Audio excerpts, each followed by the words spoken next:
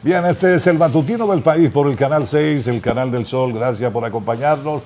Gracias por permitirnos compartir con ustedes estos primeros minutos de la mañana de esta nueva jornada, de este nuevo día. Y vamos a recibir, Roberto, a nuestro primer invitado para la mañana de hoy. Sí, el candidato, el precandidato a la presidencia por el Partido Revolucionario Moderno, el doctor Guido Orlando Gómez Mazara, que siempre que viene aquí es un placer escucharlo. Frente al televisor, frente a las cámaras, pero además es pura pedagogía. Es un joven muy talentoso, no solo del derecho, también del análisis internacional y económico. Guido, esta es tu casa, no está Trifolio.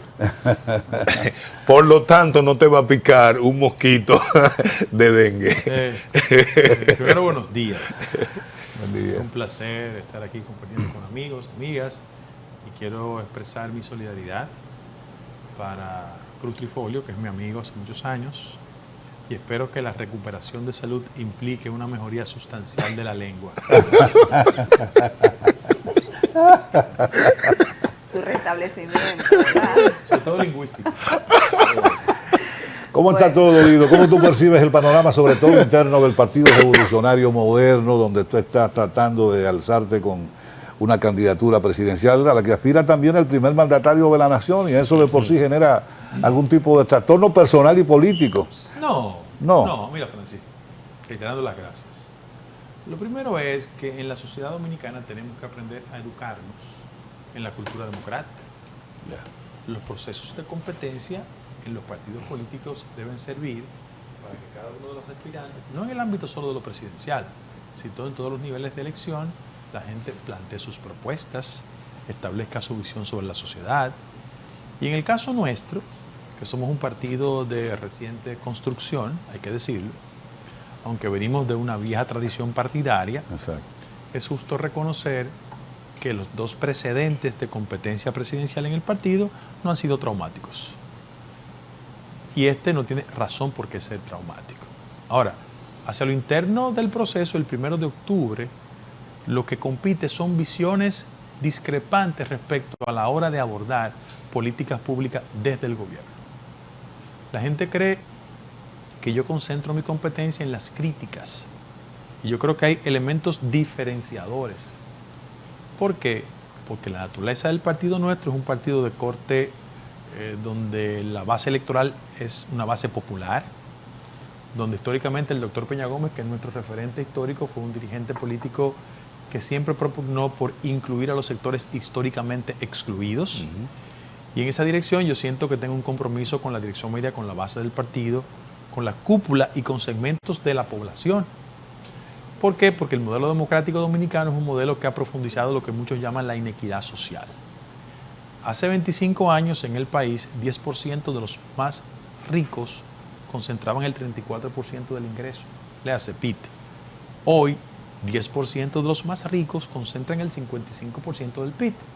¿Qué significa eso? Que las políticas públicas de los últimos 4 gobiernos lo que han hecho es concentrar la riqueza en pocas manos.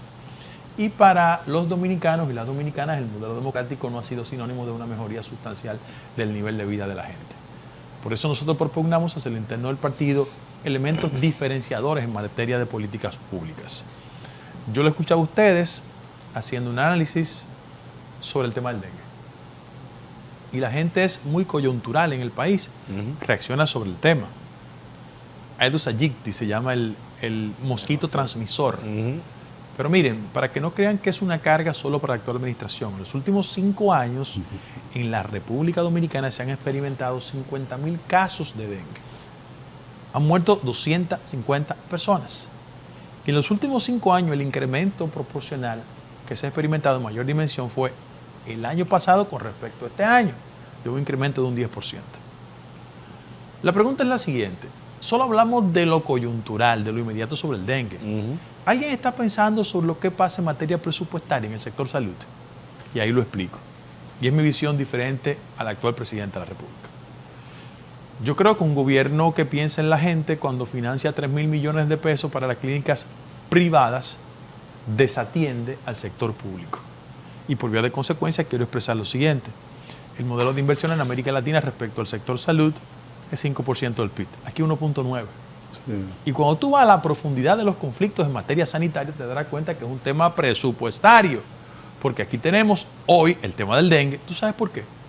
Por la falta de política de previsión al respecto.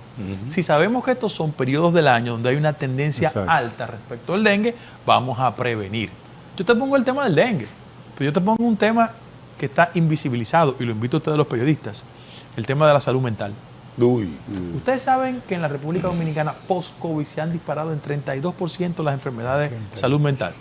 Eso es altísimo, pero en ese mismo orden, solo tenemos un hospital que se dedique exclusivamente a temas de salud mental, porque los hospitales tienen unidades de salud mental. ¿Cuál es el drama? El drama es que como no existen políticas públicas definidas y orientadas en esa dirección, la respuesta de los gobiernos, y el actual, que es de mi partido, no es la excepción, es creer que los problemas estructurales de la sociedad dominicana se resuelven por la fuerza de la propaganda, de la publicidad. Y yo pienso que una propaganda no transforma. Lo que transforma son políticas públicas que impacten favorablemente en la gente. Por eso yo tengo visiones coincidentes y discrepantes en mi partido. Y eso va a ser la materia prima de un proceso donde alrededor de 3 millones de miembros inscritos en el padrón, creo que es una ciencia ficción ese número, pero el partido lo dio, va a determinar por la fuerza de su voto. ¿Tú crees que un estimado? Bueno, yo trato de ser una persona racional. Si en el último proceso de competencia interna, en el 19, entre el compañero Luis y don Hipólito Mejía, el padrón era de 1,2 millones y participaron 400,000 personas, materialmente no es posible que se hayan disparado en 4 años 1,8 millones más, porque 3 millones de personas es la mitad del padrón nacional de electores. Claro, todos los partidos políticos, todos mienten en materia del padrón. Pero eso es de electores, de acuerdo que se va a trabajar con el censo del 2010. No, es de electores en función del padrón. Que es electoral, de la Junta Central Electoral. Se va a trabajar de electoral, pero es con el censo del 2010. Sí, pero al margen del censo, lo que cuenta para el día 1 de octubre es la cantidad de compañeros y compañeras inscritos en el padrón. Porque el sistema de competencia interna en el partido es padrón cerrado, voto universal, directo y secreto. Es decir, solo van a participar las personas inscritas en el padrón. Y frente a ello, yo tengo una propuesta, una visión diferenciadora, que siento que en el partido este proceso de ascenso, yo estaba totalmente de acuerdo y humildemente trabajé para la victoria. Yo estaba totalmente de acuerdo, repito, en desplazar al PLD por la fuerza de los votos. Sin embargo, muchas de las expectativas en materia partidaria o en materia de políticas públicas no han sido cristalizadas. Y yo tengo una visión diferente en esa dirección. ¿En qué consiste esa visión? ¿En qué se diferencia de lo que está transitando en el presente con la gestión de Luis Abinader? Ok, desde el punto de vista... ¿Y si tiene algo que ver con esos arremeteados que tuviste ayer? No, yo soy un ciudadano que tiene conciencia crítica sobre el modelo democrático dominicano, por convicción y por origen. Y yo creo que el modelo democrático dominicano necesita niveles de perfeccionamiento. El país de hoy es mejor en términos institucionales que hace 20 o 30 años, pero todos no estamos satisfechos. Yo tengo una visión diferente desde el punto de vista del partido. Yo pienso que debe ser un partido de una naturaleza socialdemócrata. Y aunque es un partido policlasista, aquí hay un dominio conservador. Peña era un político que hacía equilibrios. Aquí todo está de un lado. Por ejemplo, dijimos que íbamos a construir un partido diferente al PRD. Cambiamos de casa, pero no de mañas. Sí. ¿Por qué tenemos? Sí, porque la gente le dice el PRD nuevo. Sí, pero bueno, al proceso de convención interna debimos competir todos. Solo votaron 1.200 personas. Eso no es democracia. Eso no nos comprometimos frente a la sociedad.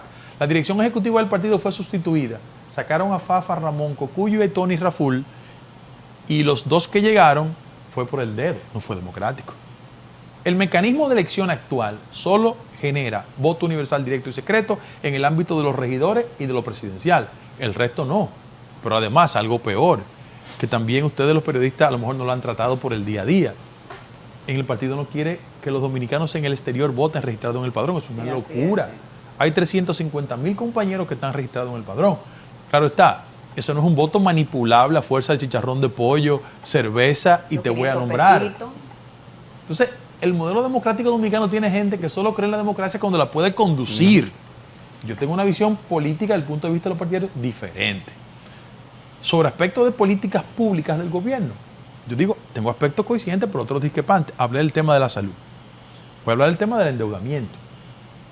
En términos aritméticos, el último semestre del año, la deuda pública consolidada se disparó en 5.000 millones de dólares más. Este país, con respecto al PIB, su deuda consolidada representa el 60%. Eso es una locura. Nosotros debemos, en términos consolidados, 74.000 millones de dólares. Eso se traduce en el presupuesto nacional mensualmente en el pago de 21.000 millones de pesos. Ahora, ¿qué se hace con ese dinero? Porque la gente lo que se pregunta, ¿dónde lo mete? No, la pregunta es que un político como yo, que tiene un compromiso con los aspectos sociales, siempre discute no la capacidad del Estado de recaudar, sino la calidad del gasto. Claro. Exacto. Y comienzo a decirle a ustedes, los periodistas, yo no estoy de acuerdo con que el gobierno dominicano invierta 8.000 millones de pesos en publicidad. Le doy un desglose. En el año 2021 gastaron 3.900 millones de pesos. En el 22, 6.500. Ahora van por 8.000 millones de pesos. ¿Tú sabes qué porcentaje concentra la presidencia de la República de eso? 93%. No tengo que decirle una cosa que ustedes no conozcan perfectamente porque ustedes son periodistas. La pregunta que yo hago es, mira la diferencia. Luis, ¿desde el gobierno cree eso?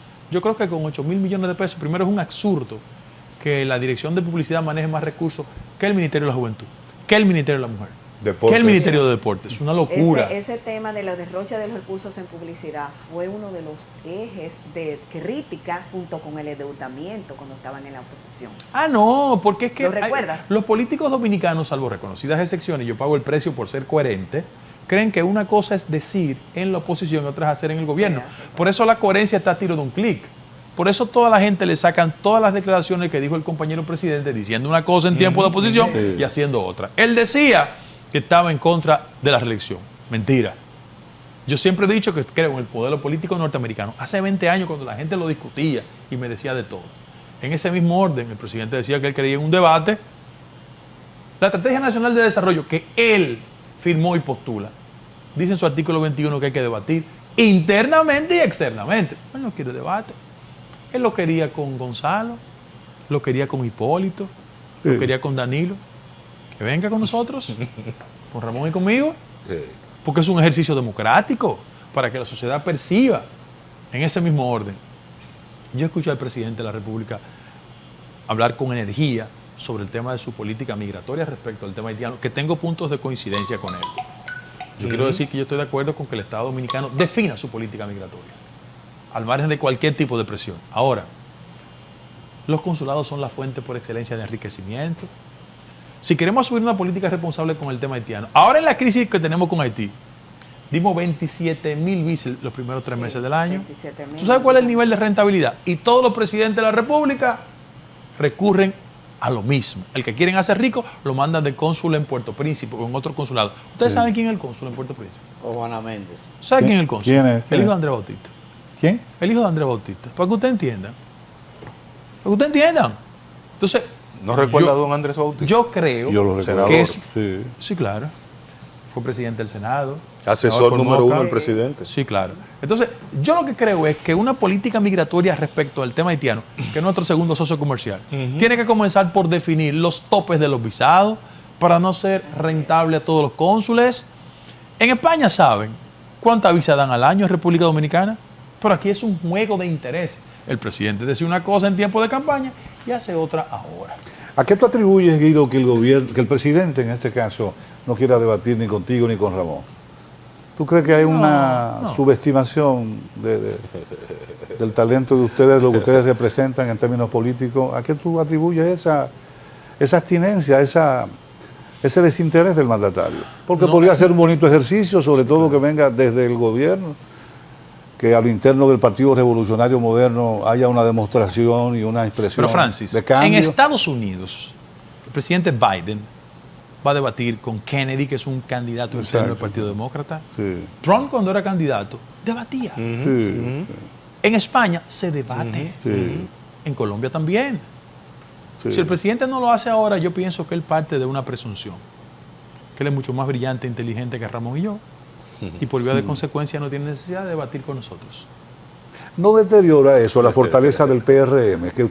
Que tú estés en un sector, que Alburquerque también esté en otro sector, enfrentando al gobierno. No, es que yo no enfrento al gobierno. Bueno, cuando tú estableces crítica con respecto a determinada... Francis, pero tú has hecho carrera sobre los valores democráticos. Sí. ¿Quién te ha dicho que exhibir ideas discrepantes es confrontar?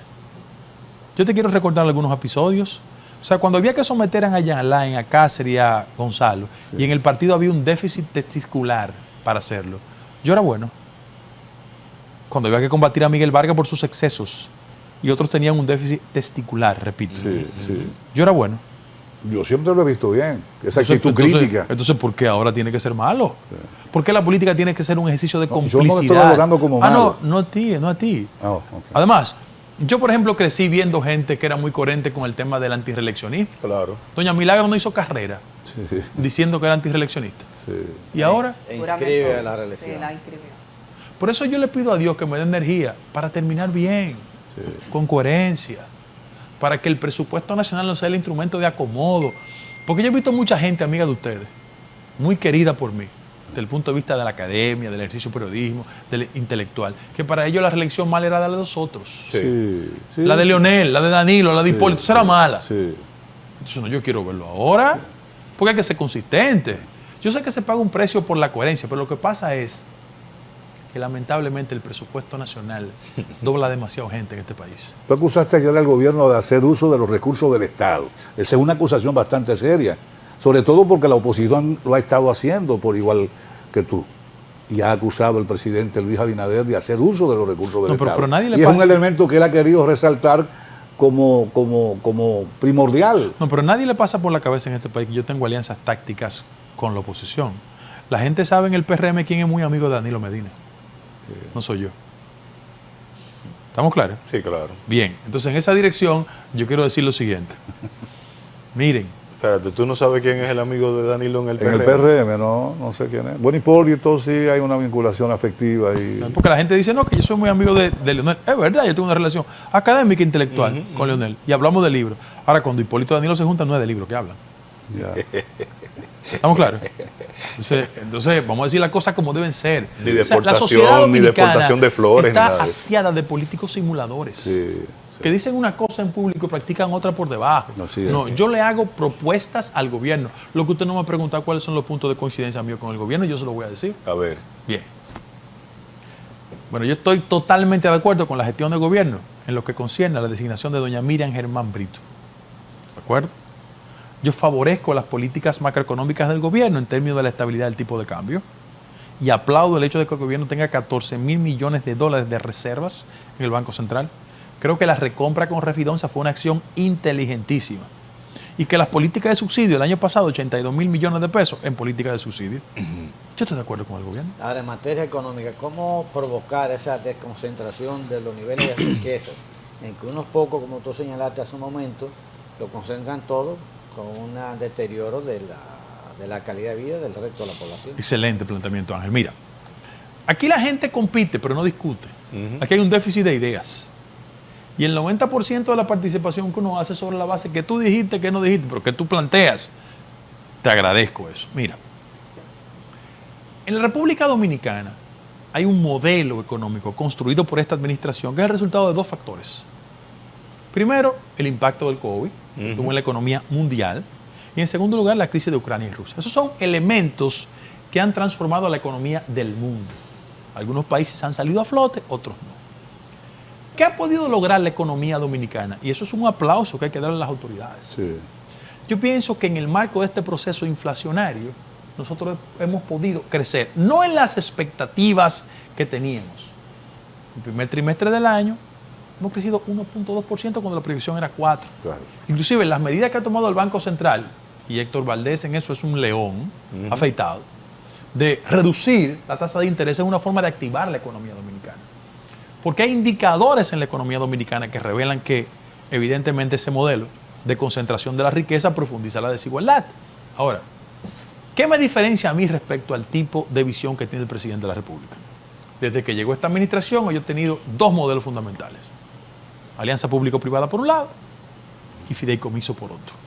Esa visión, yo discrepo de ella. Tú me dices, ¿en qué tú concentrarías tus estrategias, además del incremento sustancial del tema de que afecta a la finanza pública, en este caso el endeudamiento. Bueno, yo hubiese preferido 1000 veces reducir sustancialmente el nivel de evasión fiscal. El año pasado fue 61%.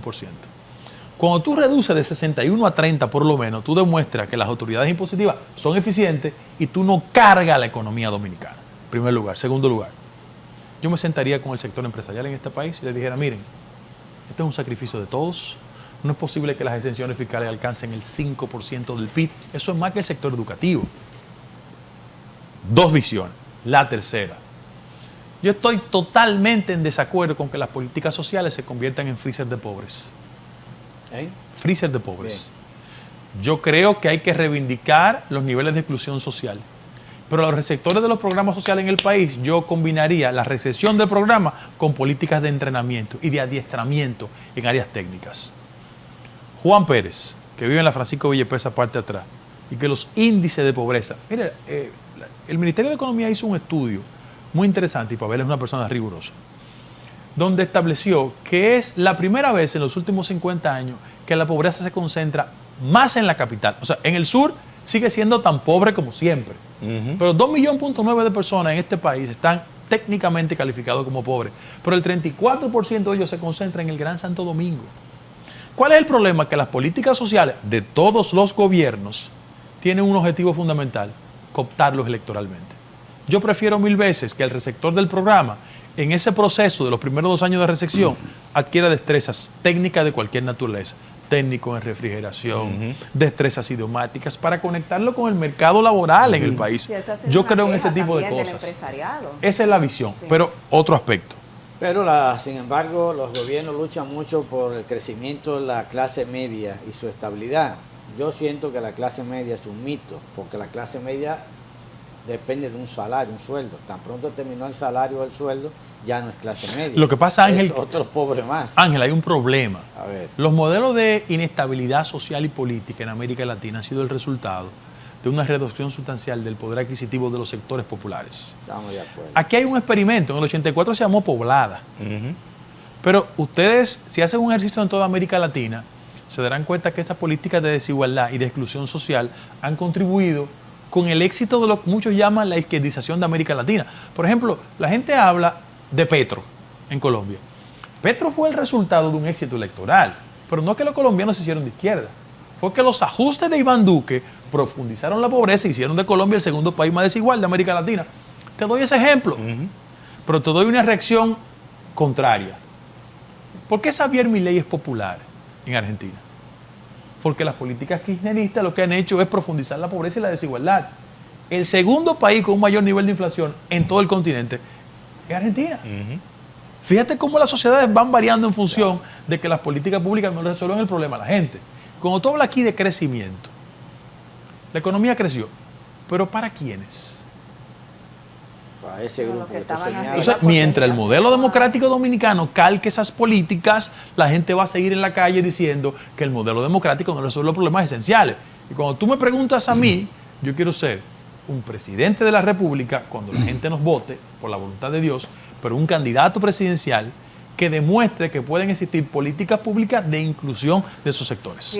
Guido, permíteme por favor, Rosa, porque yo escucho a Guido y Guido habla bien bonito, tú hablas bien bonito y maneja un discurso elegante y atractivo para gente que de alguna manera tiene un cierto nivel de comprensión de algunos asuntos. Y te oigo hablando de las exenciones, que ha sido un elemento que el mismo presidente, el hoy presidente, lo planteó en la dinámica promocional de su candidatura, la necesidad de eliminar muchas de esas exenciones. Entonces uno te oye a ti, coincidente también con el presidente Fernández, que habla por igual que tú, muy hermosamente, que además son de los pocos que siguen hablando bonito, porque la gran mayoría de los políticos han perdido ese atractivo, lo que desorienta más a uno como actor, como ciudadano, porque a uno le gusta la gente que hable con propiedad y que hable bonito. Pero uno por igual se frustra cuando tiene la oportunidad de ver a un Luis Abinader que argumentó tantos aspectos de lo que tú has referido y que hoy tiene en sus manos, o el mismo Leonel, que duró 3 periodos gubernamentales y que hoy hace acopio de esos mismos planteamientos para volver a motivarnos y volcar nuestros votos hacia él. Francis, tú eres intérprete del síndrome de la desilusión de tu generación. Me alegra. Pero a sí. mí me pasa con la gente que se desilusiona como el que va a la iglesia. Yo soy católico. Y cuando yo voy a la iglesia y el cura falla, yo no pierdo la fe. Es verdad. Yo impugno el comportamiento del cura. Entonces, lo que estoy diciendo es, no siga a los políticos por lo que hablan. Síguelo por cómo se comportan desde la dirección del Estado. Frente a eso, las experiencias políticas en República Dominicana son los ciudadanos que tienen que determinar cuán creíble es el político Exacto. o qué menos creíble es un político. El gran problema es que los niveles de frustración de tu generación y de otras generaciones, las más jóvenes que creen que la solución del país no está aquí, sino la vuelta por México, es lo que ha provocado que la clase política caiga en un nivel de descreimiento. Sí. En América Latina eso ha parido un vengador social. Que yo aspiro que en la República Dominicana hagamos las reformas estructurales para que la República Dominicana, el ciudadano, tenga la posibilidad de andar tranquilo por las calles. Claro. Hemos perdido eso. Totalmente. Esa es la verdad. Yo nací en Una un barrio, desgracia. Ciudad Nueva, y yo me iba desde el barrio Ciudad Nueva hasta Regina y El Conde. Mi mamá no se preocupaba, Sí. en primer Es lugar. una de las áreas más peligrosas que hay. Ahora. De Ciudad Nueva. Sí. Claro, Ahora. claro, Segundo claro. lugar, acuérdate que yo nunca he sido popi desde mi origen, o sea, yo soy marginal. Entonces, segundo lugar, el sistema de salud. ¿Qué garantía tiene el ciudadano en este país de que asiste al sistema sanitario público y los resultados de eficiencia? Ninguna. Mire, hermano, usted anda en una bicicleta por Miche y se rompe la rodilla y el centro ortopédico más cercano es el Darío Contreras. Así es. Así es. O sea, que hay un problema estructural y no nos sentamos a discutirlo porque solo esperamos la coyuntura de lo estrictamente electoral. Y lo otro es que la única asociación que hacen los políticos en el poder es que la relación que tú vas a tener con ellos es de genuflexión constante. La gente me dice, Guido, tú eres un crítico del partido. No, yo no soy un crítico del partido. Yo tengo una visión para el perfeccionamiento de las políticas públicas del Estado. Ahora, ¿cuándo es que uno es bueno? ¿Cuándo es que uno es malo? La política requiere de una conciencia crítica, porque desafortunadamente en este país hay un nivel de complicidad social sin precedentes. Sí.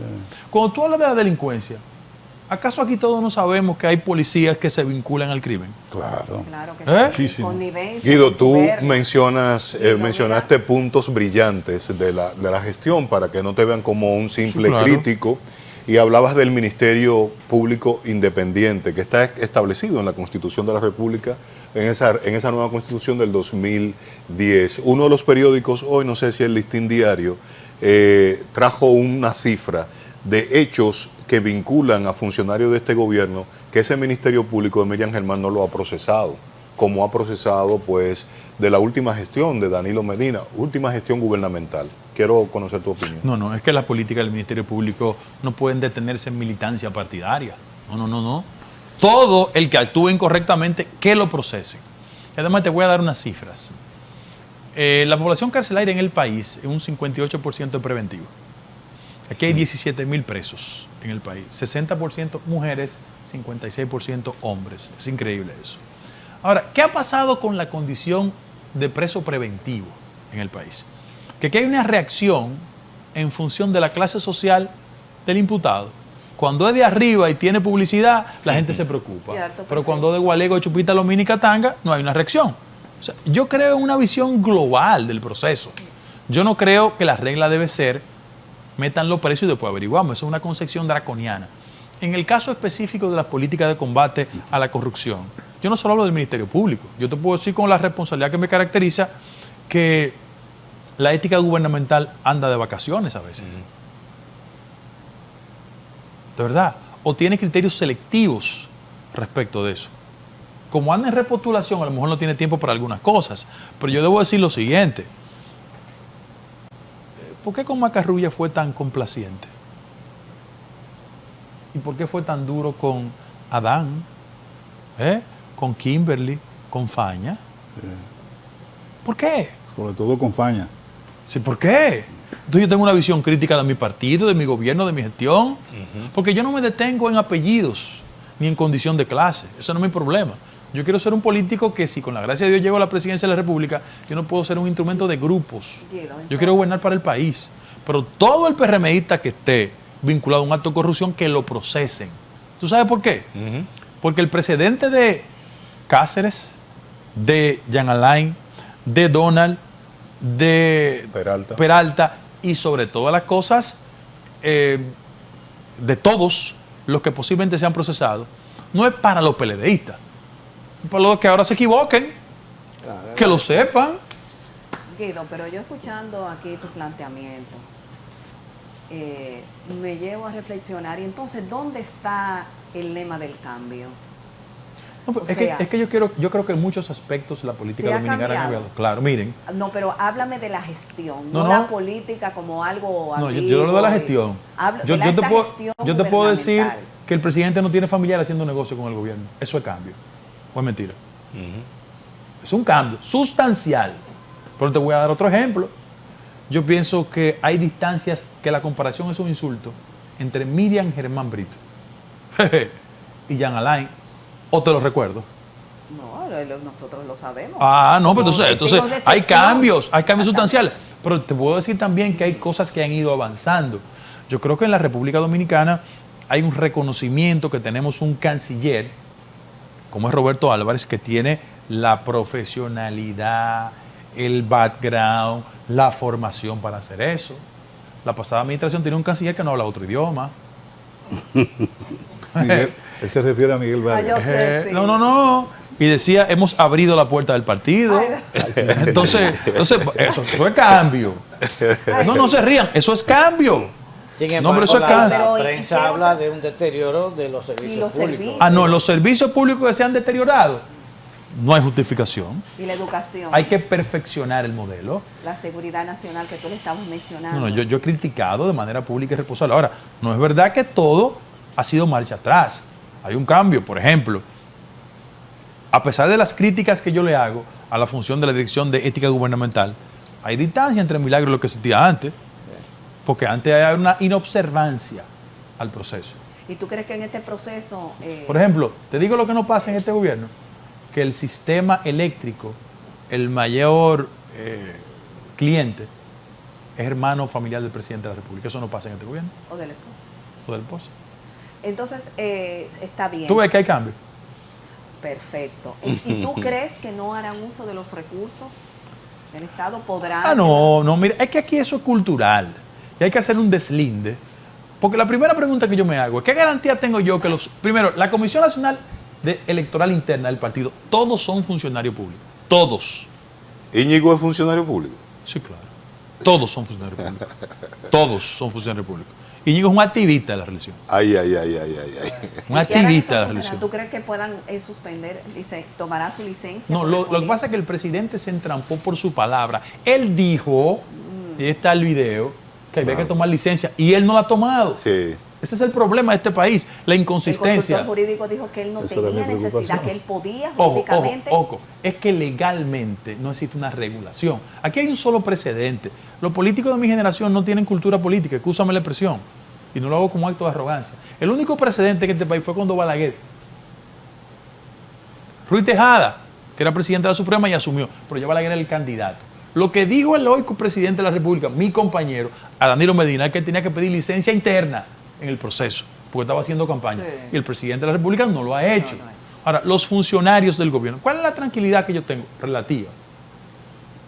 Que el proceso de competencia el 1 de octubre lo regula la Junta Central Electoral. Y nosotros hemos hecho pactos, es decir, ojo, ustedes no pueden dar boletines. Hicimos un pacto de que nadie que fuese miembro de la comisión podría estar haciendo campaña, pero lo han incumplido. En el acto en que 3 héroes del sindicalismo nacional, Ya. que han estado con todos los precandidatos y No, toda la con elección, todos los gobiernos. 3 sinvergüenzas de este país. Lamentablemente. Trata bien a Gabriel del No, Río. 3 sinvergüenzas. Ni a Pepe Abreu. Porque en este Pepe país- está Oye, enfermo. Pepe está enfermo. 3 sinvergüenzas. Porque en este país ese es el problema. Sí. Los niveles de complicidad. ¿Han estado o no con los últimos 3 aspirantes Claro a la que presidencia? sí, claro que sí. No tienen un salario del Firmaron Estado pactos dominicano. y todo. Claro. Este gobierno le dio un salario Sí, de pensión. Entonces vamos a decir las cosas como son. Privilegiada. Por eso yo luzco medio incómodo con ese régimen de complicidades. Pero hay que decirle la cosa a la gente. La gente está harta de tantas mentiras.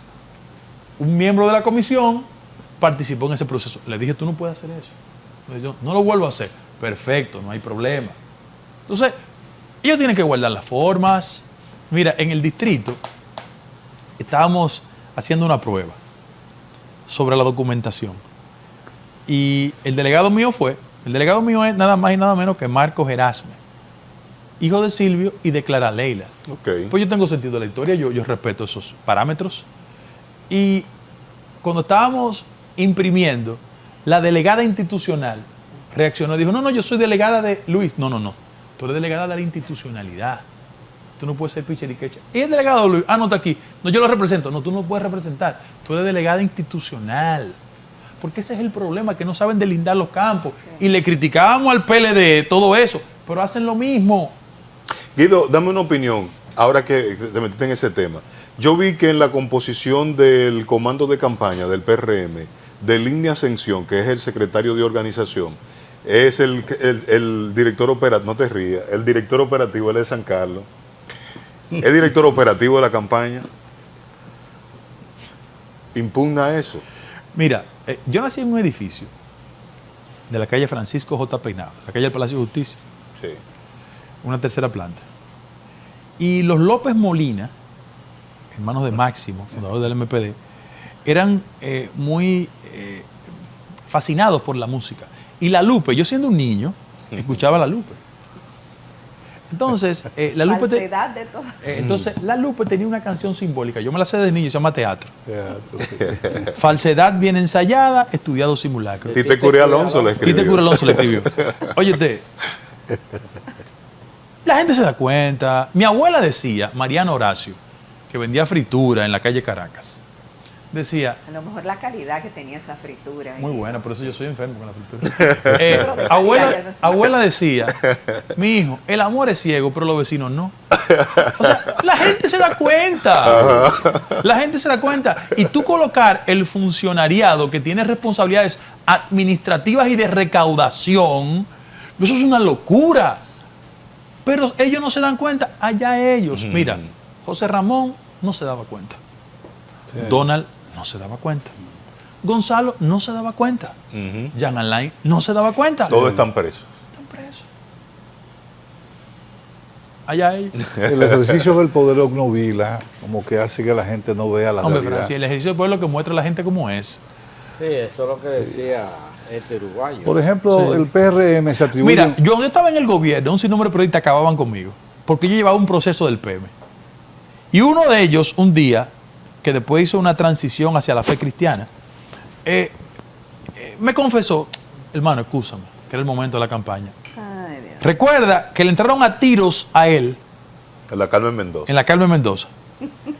Que la razón primaria de ese conflicto no tenía nada que ver conmigo. Y él salió diciendo que yo fui la persona que le Claro, envió a la persona yo lo a recuerdo. hacer eso. Después me pidió excusa pública, Ya, de verdad. Y su fe religiosa lo transformó. qué bueno. Pero aquí, los políticos que somos contracorrientes no podemos estar sometidos a los pellizcos que nos dé la prensa. O sea, los otros días, una periodista del periódico Diario Libre escribió, celebrando los 20 años del tema del Congreso. Y oye lo que dijo Del Pachecazo. del Pachecazo. Que a unos empleados de Guido fueron los responsables de apagar la luz. Y yo, pero yo le llamé, pero esto es una mentirosa. El informe lo que dice fue que 2 ex legisladores, uno de San Cristóbal y de San Francisco de Macorís, hicieron eso. ¿Por qué tú haces eso? ¿Por qué tú no me llamas a mí, me consultas? Tenía un conflicto, había sido relacionista público de Abel De Abel. en la Cámara de Diputados, Ajá. pero además yo le dije, si tú por asociación me estás descalificando, ¿tú te imaginas que yo diga que todos los empleados de Diario Libre tienen que ser responsables de lo que pasó en Bancrédito y la quiebra? Ah, no. Entonces, a mí no me busques, porque yo te digo las cosas. Si tú por asociación me estás descalificando a mí o vinculando, yo te estoy diciendo a ti que tú como empleada de Diario Libre tienes que ver con la quiebra de Bancrédito. ¿Y por qué te asocian? ¿Por tu presencia ese día? Yo ahí, ni Guido? estaba ahí ese día. Pero se transmitió, yo lo escuché en CDN que... Yo tengo tanta suerte que eso fue un sábado. Porque ese es el relato que se hace, la mentira. Yo todos los sábados, hace más de 25 años, voy a una peña, Gloria Eterna, Orlando Gil, Sí. ¿verdad? En el supermercado nacional. Rudy ¿verdad? González, Georgie Rodríguez. Sí. Ese día yo andaba con Vitico, que crucé a CDN, y Miguel Guerrero estaba transmitiendo en vivo. Te daban un Unicentro Plaza. Exacto. Pero yo no estaba ahí. Pero el relato era vincularme a mí. Claro. Entonces, ¿por qué la necesidad de hacer daño? Yo obtuve una condena difamatoria con una persona. Porque yo, el que se equivoca conmigo, yo creo en la democracia y no tengo problema. Porque me falte respeto, yo voy a los tribunales y yo tengo 2 condenas. Precedente de la Suprema Corte de Justicia, 2 condenas. Y cuando terminó la ratificación de la condena, la persona me dijo, no, hombre, excúsame, que fue fulano de tal que me pagó para hacerte daño. O sea, a eso estamos sometidos los políticos en este país. Para yo tener buenas relaciones con los periodistas no tengo que darle cuarto a nadie. Conmigo no. Yo tengo relaciones de amistad, de buena fe con la gente, pero nosotros no podemos vivir cercados porque la fuerza del bolsillo determine la buena prensa. Entonces, el dinero le está haciendo mucho daño a la sociedad en su conjunto, al periodismo, a la política. Aquí hay un grupo de gente que no tiene contenido para nada. Y tú lo crees que son figuras. Porque ustedes son los responsables de colocarlo en la primera línea. Piensan con faltas ortográficas, no estudian un tema sobre nada. Entonces tú dices, ven acá, el producto político dominicano se ha dañado. Yo no estoy intelectualizando la práctica política. No. Yo lo que estoy diciendo es que hay requerimientos fundamentales. Mira, en Colombia, la derecha tenía un candidato que era el alcalde de Bucaramanga y se lo pusieron a Petro. Cuando se obligaba a ir al debate, el tipo no fue. Se fue para Miami. Porque no tenía las condiciones. Y aquí hay políticos. Señores, Amable Aristi, Dios lo tenga en gloria. Hizo campaña presidencial repartiendo puerco, chivo, salami. Toda esta sociedad tiene pero que no llegó a nada, no llegó a nada. Sí, pero era un político exitoso en su demarcación Así por la es. fuerza de lo clientelar. Así es. Óyete, aquí hay, Dios me perdone, un club de Morrobel que hacen política y quieren ser diputados, senadores, alcaldes, presidente de la República. Y no tienen unidad sobre nada. Usted tiene que hacer una contribución con la mejoría de eso. Porque no puede ser el bolsillo la única respuesta a una persona que participa en la política. Pero esa no es una responsabilidad de los medios de comunicación. No, de todos. De todos. Principalmente de ustedes, de todos. De ustedes los actores las políticos. organizaciones. Sí, no, pero te digo la verdad. Es un ejercicio de complicidad colectiva que hay en el país. Sí, pero principalmente de ustedes que se prevalecen de cualquier mecanismo para subir sus bonos electorales. Y hoy tú ves a gente que no tiene niveles accesando al Palacio Nacional como lo hizo con Danilo. Y como lo hacen con todos, con todos. Entonces, coño, eso es una desgracia. No es una responsabilidad de nosotros, los trabajadores de los medios de comunicación. Te digo la verdad, eso es parte de la complicidad social y todos tenemos una cuota de responsabilidad. Los políticos, los periodistas, los profesionales, porque es una culpa del consenso. Guido. Sin embargo, desde los medios también a Guido se le ha protegido. A gente como tú, que tiene talento y que apoya la criticidad tuya, porque déjame decirte una cosa, cuando te dicen que tú criticas, yo no lo valoro mal, todo lo contrario. Aquí hace falta gente que tenga la capacidad de criticidad que tú ejerces. Francis, son tan tontos y torpes que los bots que me ponen, el amigo mío extranjero me dice, hay una línea para eso, porque hay un proceso de prostitución de la opinión. Las redes sociales se han encargado en hacer de la vida un ejercicio muy llano. Guido, ¿el amigo extranjero naturalizado o el que mencioné ahorita? No, el naturalizado. El naturalizado. Guido, dos cosas, perdón, Rosa, dos cosas, mira. Quiero que no te vayas de acá sin abordar la reunión esta semana del G20 que China su presidente no va a participar, va a mandar al primer ministro, y que abordemos el tema que tiene que ver con Biden, si hay posibilidades de que él sea el candidato con esa torpeza. Ayer dijo que que Donald Trump es un padre de la patria, ¿no? Norteamericana. ¿Qué posibilidades hay? Y le voy a dar la oportunidad de responde lo mío para que ella te haga su pregunta. Me interesa mucho lo tuyo, pero quería preguntarle a Guido. Guido, ahora son las primarias en octubre.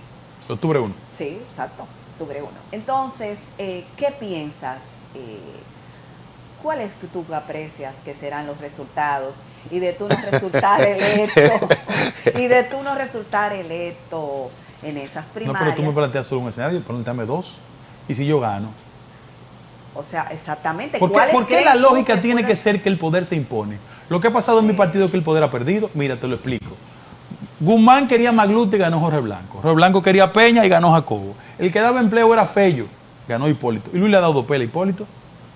Y el 99.9% de la gente de la base del PRM se parece más a mí que lo que representa Luis. Así es. Así Lo es. que pasa es que aquí hay una estructura Guido que Yatuel está sacó a construyendo Hipólito del poder. con 4%. Pero también te doy el argumento contrario. Jorge Blanco dijo, tus palabras van al aire, mis lágrimas van al mar. Cuando un amor se muere, ¿sabes tú dónde va? Sí, al mar. Bien, a Magluta. Atuey dijo misión cumplida en el 2004. Y Miguel nunca se subió en la patana. Digo, yo tengo conciencia histórica. Te estoy hablando como referencia. Que el poder pierde y que cuando no se cohabita hay una reacción. Entonces, ¿qué lo pienso?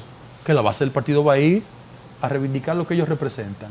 Que a los compañeros que le dijeron, llena la guagua, busca los votos, y ahora le dicen currículum, perfil, van a utilizar ese proceso.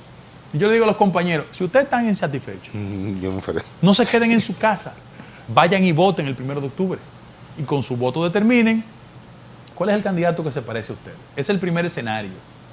Ahora, yo soy una persona que tiene valores democráticos y la gente me quiere pedir a mí lo que no le exige a los otros. Frente a una dama, nunca es elegante hablar de tiempos ni edades. Pero mire, en el año 94, cuando Peña Gómez compitió, yo estaba con Peña Gómez. La Alianza Social Dominicana estaba con Leonel Fernández. Así es. En el año 96, yo seguí con Peña Gómez. La Alianza Social Dominicana estaba con Leonel Fernández. En el 2004, el entonces miembro del Consejo de CDE, Luis Abinader, nos mandó una carta porque estaba en contra de la reelección y su partido, Alianza Social Dominicana, apoyó a Leonel Fernández. Yo estaba con mi partido. Yo siempre estaba en el lugar donde tengo que estar. Entonces la gente me está pidiendo a mí lo que no han hecho los otros. Bien, porque el relato comunicacional es presentar a Guido en esa dirección.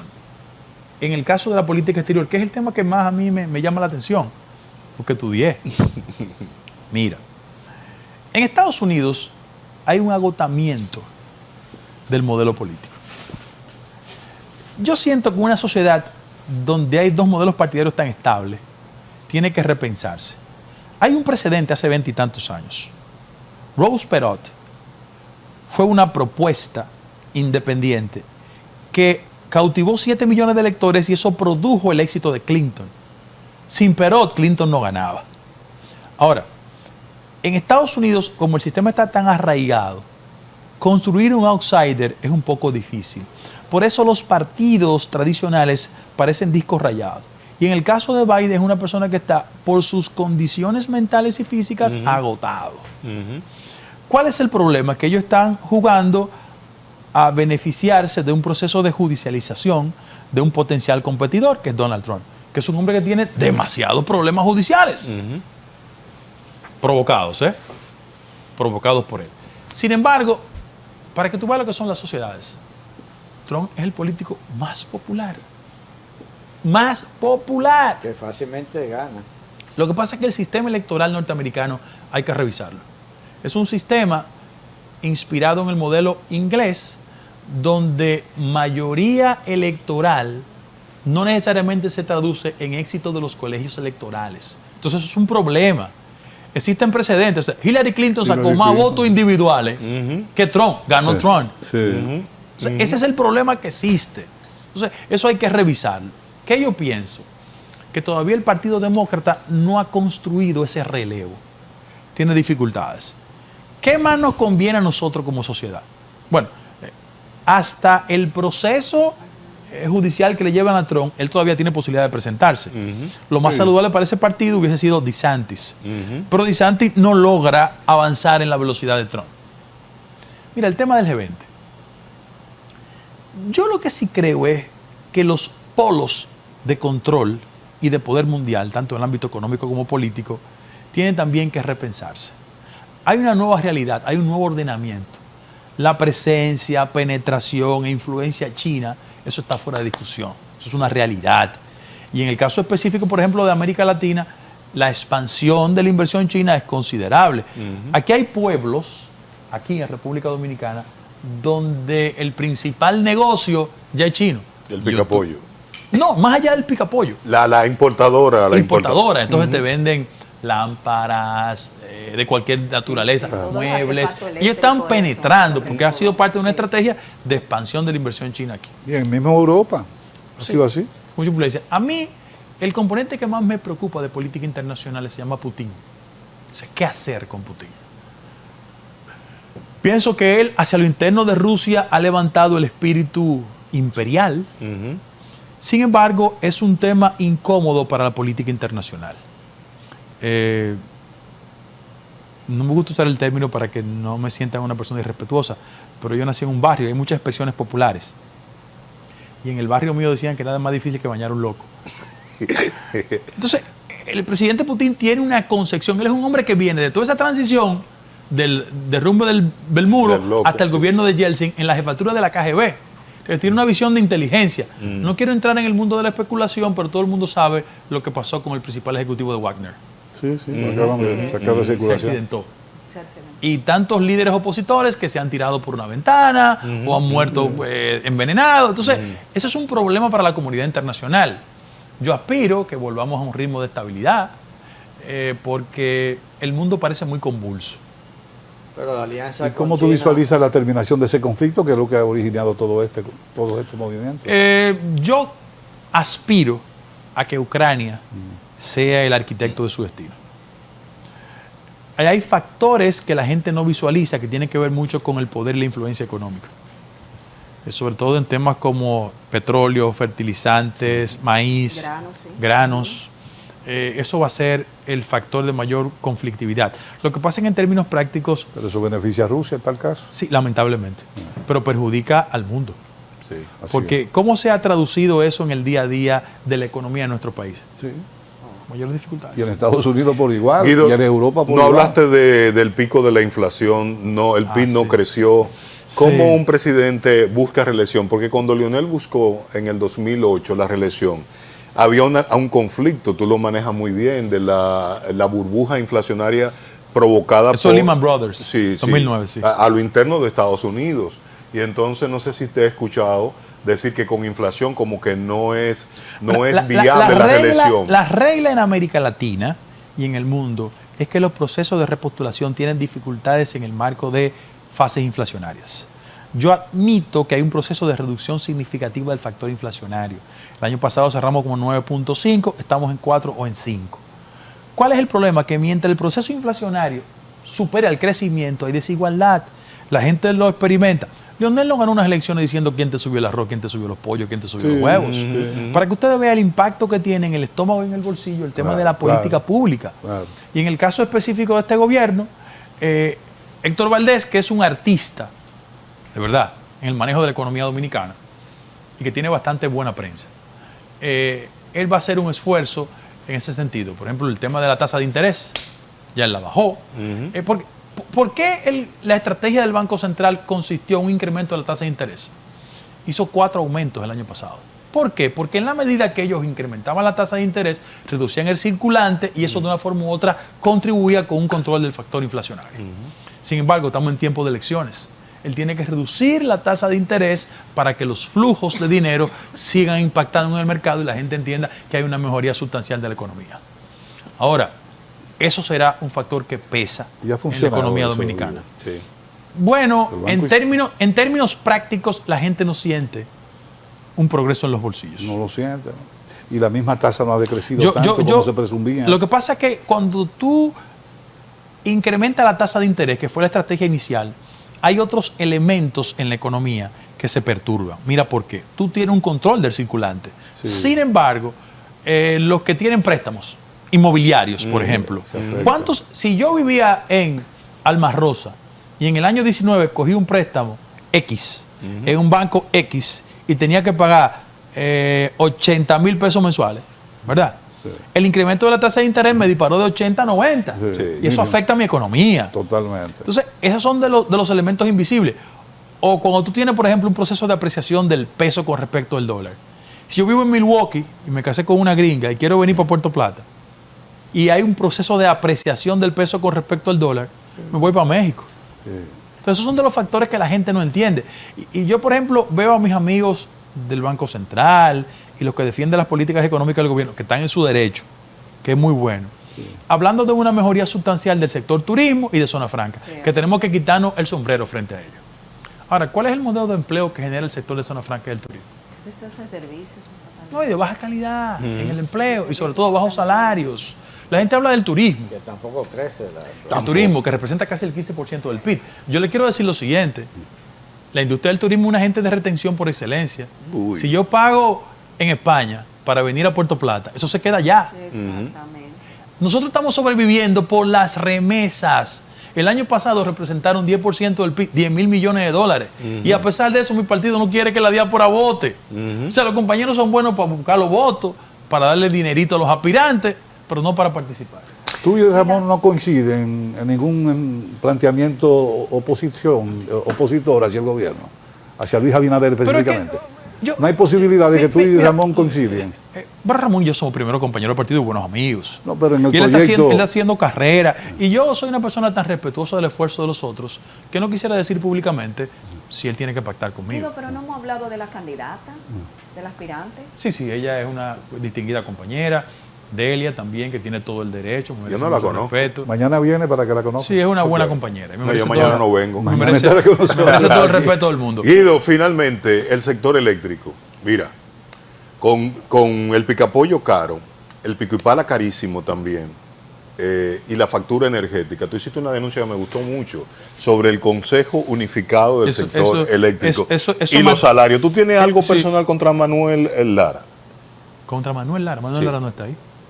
¿Lo quitaron de la presidencia? No, él renunció hace 3 meses y medio. Ah, bueno, pues está bien. No, pero primero, Manuel Lara, yo no voy a tener nunca problema con él porque es un ex MPDista. Y hermano de mi mamá de hace 50 años. Sé como mi papá, nunca. En el caso específico del Consejo de Electricidad Unificado, yo quiero decir lo siguiente. Ahí vuelvo al tema esencial. Aquí no se discuten políticas públicas. Para que ustedes tengan una idea, la última inversión que hizo Danilo Medina en el sector fue de 25.000 millones. Esta gestión no llega a 5.000, porque el problema es la inversión en el sector. Tenemos un consejo unificado con la siguiente característica: 9 miembros. 9 miembros. Ninguno son ingenieros eléctricos. Hay 5 abogados y 4 técnicos en otras áreas. El vicepresidente, que tiene la doble condición, viola la ley. Sí. Porque es vicepresidente y presidente del consejo. La ley no le permite eso. La ley le da esa facultad al ministro de Energía. Pero ¿tú sabes cuánto gana Bonilla, que es el jefe supremo del consejo? 770.000 pesos. Que la próxima vez que venga le voy a hablar de los proyectos de cobro por factura por telefonía. Hace mucho tiempo eso. Para que ustedes vean los negocios que hay. Tenemos que despedir a Guido. Óyete, para que ustedes vean los negocios que hay en eso. Mi preguntita última. ¿Y la cumbre de hoy? De la Junta Central Electoral. Ojalá que vaya bien. Ojalá que vaya bien. ¿Cuál es tu valoración? No, que la Junta Central Electoral como órgano hay que respetarlo, hay que ayudarlo, un buen desempeño, y hay que actuar en consonancia con esas expectativas. Guido, finalmente, las actividades de este fin de semana de tu... me voy a Samaná y Puerto Plata. ¿Sábado y domingo? Sábado y domingo. Y voy a estar todo concentrado en el centro de la capital, la circunscripción 1 y 2. 1 y 2. Mucho éxito. Salúdame, doña Carmen. Guido Gómez Mazara. Me gusta siempre decir Guido Orlando Gómez Mazara, precandidato presidencial del Partido Revolucionario Moderno, que el día 1 de octubre tiene su convención interna con su padrón para escoger pues al candidato presidencial que presentarán en el 2024. Brevísima la pausa. Ya tenemos a nuestro segundo invitado. Ha hecho un viaje larguísimo desde el norte, desde la ciudad corazón, para compartir con todos ustedes. Así que no se mueva del 6, ya regresamos.